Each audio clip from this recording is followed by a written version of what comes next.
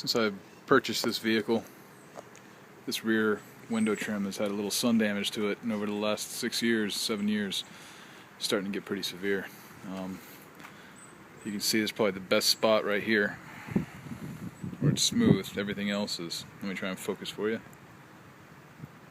There you go. Everything else is really rough to the texture. Got my nail. You can see I can pretty much scratch it right off. So my goal is, for this weekend's project, I want to sand it down. You can see where I scratched it there. Sand it down and apply Plasti Dip. It's like a rubberized coating, plastic coating. No primer needed, just light sanding. It adheres really well apparently, from what everyone says. And to take it off, all you gotta do is peel it. So we'll see how it goes. This is after sanding the driver's side rear window.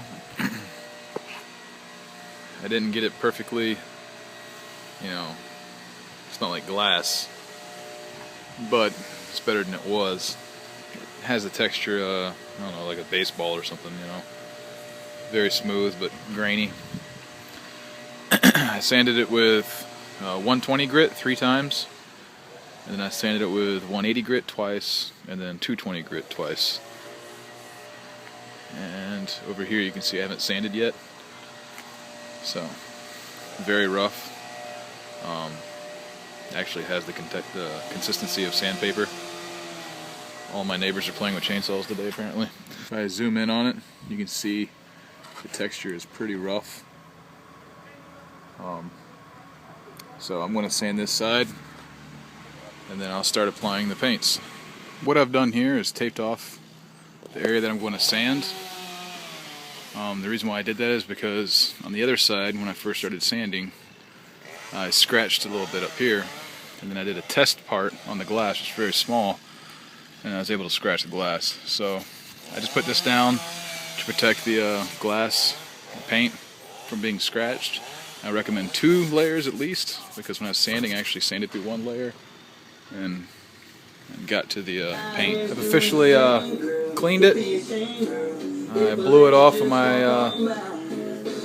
air compressor, wiped it down with some ammonia-based cleaner, basically Windex, and then I blew it off again to get any fine lint pieces out. So this is it, ready to go. I'm going to apply 1 light coat, let it sit for 10 minutes, 30 minutes, apply another coat. I'm going to do 4 coats. I'm going to do as many as I can. Here goes nothing.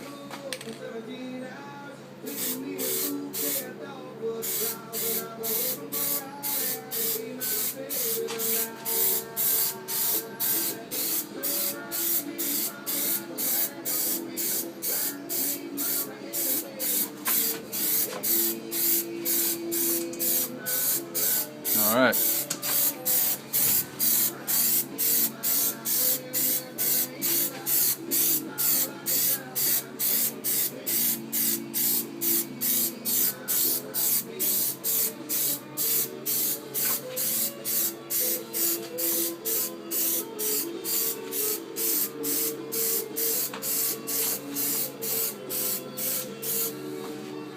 Nervous part here. I don't want to get like the window all jacked up.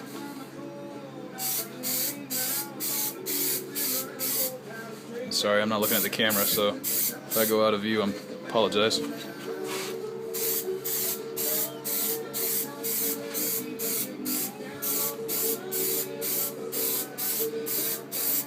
Whew, getting high in here, these fumes. Jesus! Step outside.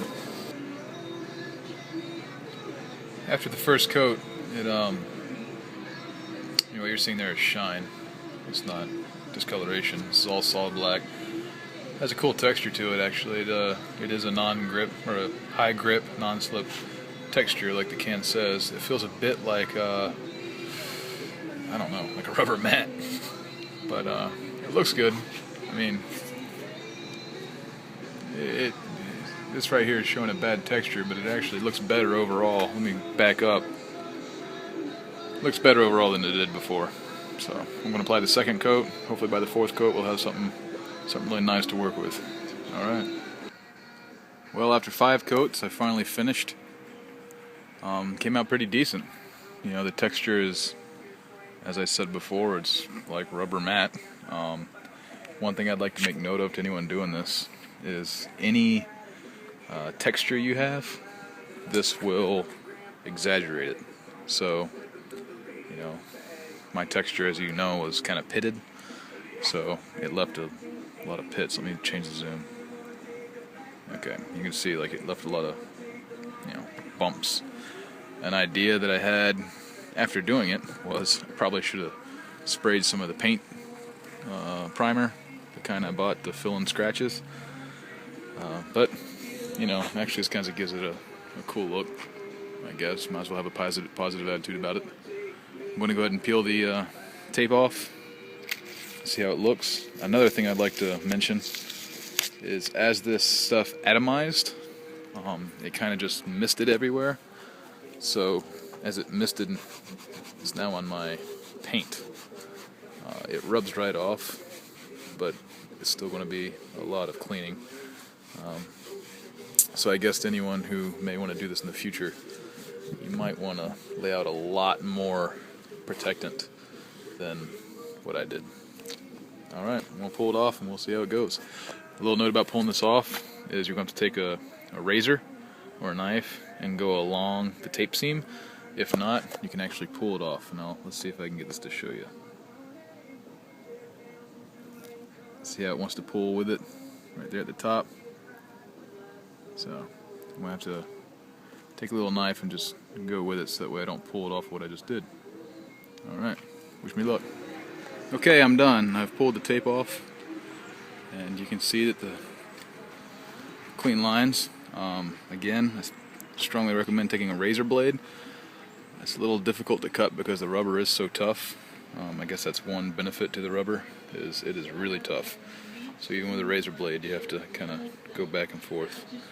Now I got to clean the truck because this little line you see right here, that's not dirt, that's rubber. So thankfully, let me try and zoom in. Thankfully, you can see it comes off. But like I said earlier, since it atomized and filled the garage, this whole area, there we go, this whole area has to be done on both sides.